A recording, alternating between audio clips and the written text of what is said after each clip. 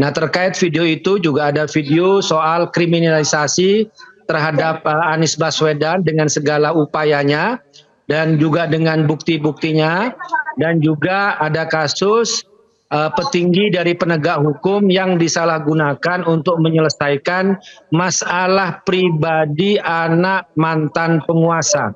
Dititipkan dokumen itu kepada Ibu Koni ke Rusia.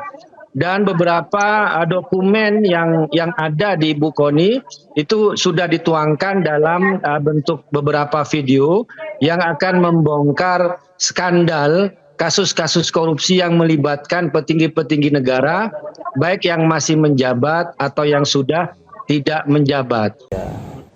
Dan untuk membahasnya sudah bergabung mantan penyidik KPK yang juga Ketua IM 57 Institute, Lakso Anindito, analis politik Adi Praitno, Wakil Ketua Umum DPP Projo Freddy Alex Damanik, dan juru bicara PDIP Guntur Romli.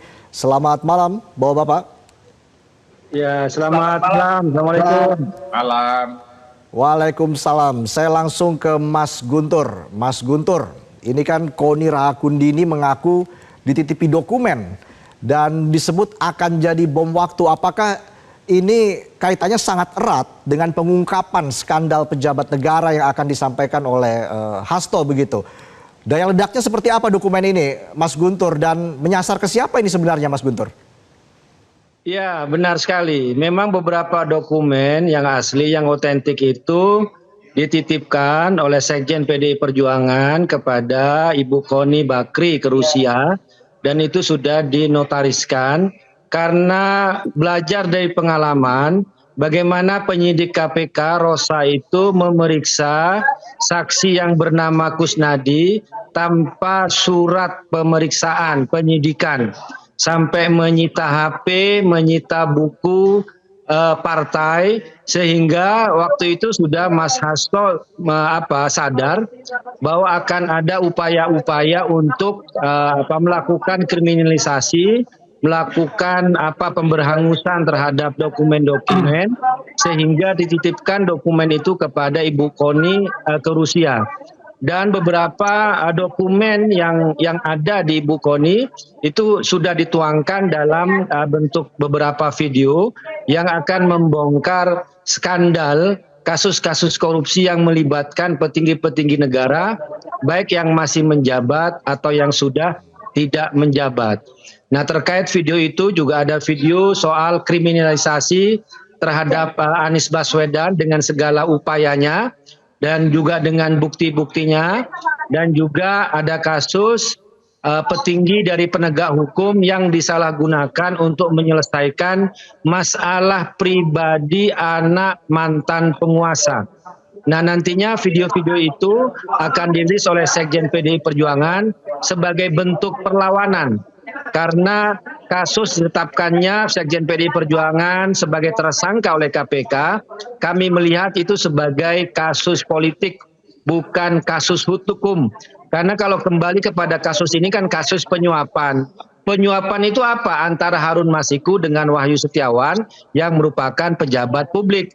Hasto Kristianto itu bukan pejabat publik, bukan pejabat negara, dan tidak ada kerugian negara dalam kasus ini. Dan kami selalu katakan, kalau Anda ngejar ke Harun Masiku, silakan kejar, tangkap Harun Masiku, tapi jangan mencoba-coba mengaitkan hal ini dengan Sekjen PDI Perjuangan, dengan Partai PDI Perjuangan, apalagi juga berdasarkan fakta pengadilan, putusan hukum yang berkekuatan tetap, ingkrah, putusan nomor 28 tanggal 15 Agustus tahun 2020 dalam amar putusan Majelis Hakim nomor halaman 160-161, di sana dinyatakan bahwa uang yang diserahkan kepada Wahyu Setiawan itu berasal dari Harun Masiku. Tidak ada nama Hasto Kristianto di situ. Ini kalau kita kembali kepada fakta hukum yang ada di pengadilan. Jadi kami melihat inilah kasus politik kriminalisasi, sehingga Sekjen PDI Perjuangan melakukan perlawanan dengan akan merilis video-video yang memuat skandal-skandal kasus korupsi di negeri ini. Demikian, sampai Mas. di situ dulu ya, Mas Guntur. Saya tangkap poinnya. Saya ke Mas Freddy. Mas Freddy, Ada narasi ini yang dibangun PDIP soal dugaan adanya keterlibatan pengaruh Joko Widodo dalam penetapan tersangka Hasto Kristianto dan akan merilis video soal isu 3 periode Joko Widodo. Projo melihat ini seperti apa, Mas Freddy? Ya, terima kasih. Ya, itu tentunya hak ya, hak Mas Hasto, hak PDIP untuk melakukan pembelaan terhadap proses hukum yang sedang dialaminya di KPK. Silakan mau pakai gaya dewa mabuk, stroduk sana, stroduk sini, silakan aja. Tapi kan yang pasti ya kami karena dibawa-bawa masalah 3 periode, ya Projo sangat jelas menolak itu ngelantur. Di sini ada Mas Adi. Mas Adi ini saksi 2 kali beliau ini ikut ya terhadap kegiatan Projo untuk menolak 3 periode. Ya jauh sebelum itu bahkan Projo itu 2019 sudah menolak 3 periode ya. Bahkan dalam terus menerus dalam konferensi persnya Projo itu menolak 3 periode. Ada juga yang berkaitan dengan Pak Jokowi. Projo itu bersama relawan lain melakukan musrah ya 2022 akhir ya kalau nggak salah Oktober, Pak Jokowi itu membuka musyawarah rakyat untuk mencari pelanjut Jokowi. Pak Jokowi yang membuka itu.